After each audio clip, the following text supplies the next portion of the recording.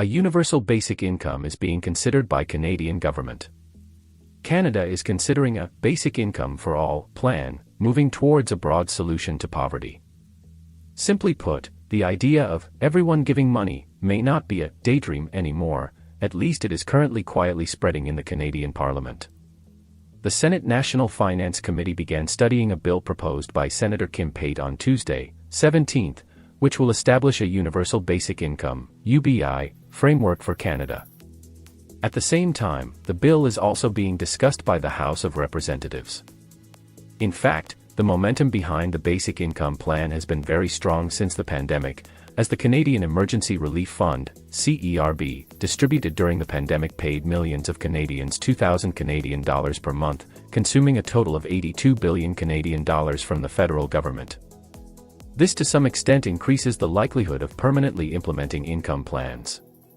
More and more people believe that a monthly limit of 2,000 Canadian dollars can be considered as a final UBI plan payment to help Canadians lift themselves out of poverty.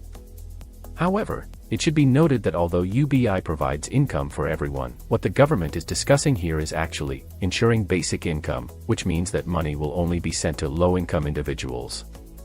That is to say, if the national basic income is set at $2,000 per month, Canadians who earn less than $2,000 per month will receive the government's basic income, and regardless of the difference from $2,000, it will be supplemented by the government.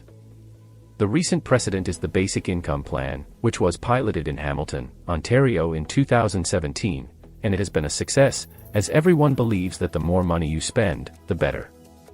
But the Canadian Congressional Budget Officer also found that a plan like Hamilton can indeed reduce poverty by nearly half, but the annual cost is as high as 85 billion Canadian dollars, which is naturally enormous.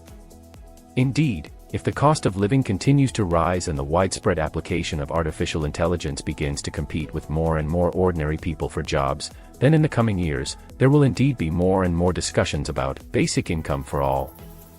And many countries around the world are indeed trying this model, but no country has yet dared to prove the practical value of this massive plan.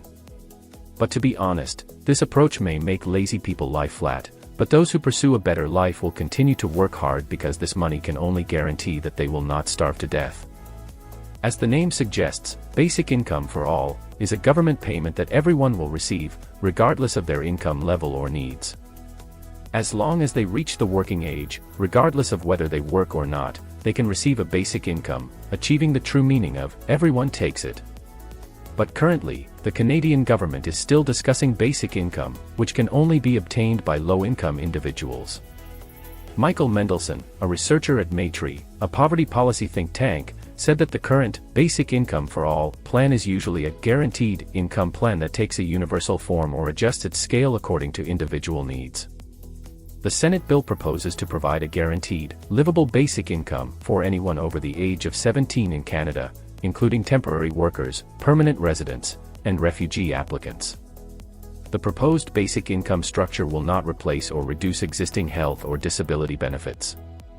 According to estimates by Congressional Budget Officer Yves Giroux in April 2021, providing nearly 17,000 Canadian dollars per year of guaranteed basic income plans for low-income families would have poverty rates, but the federal government would spend 85 billion Canadian dollars.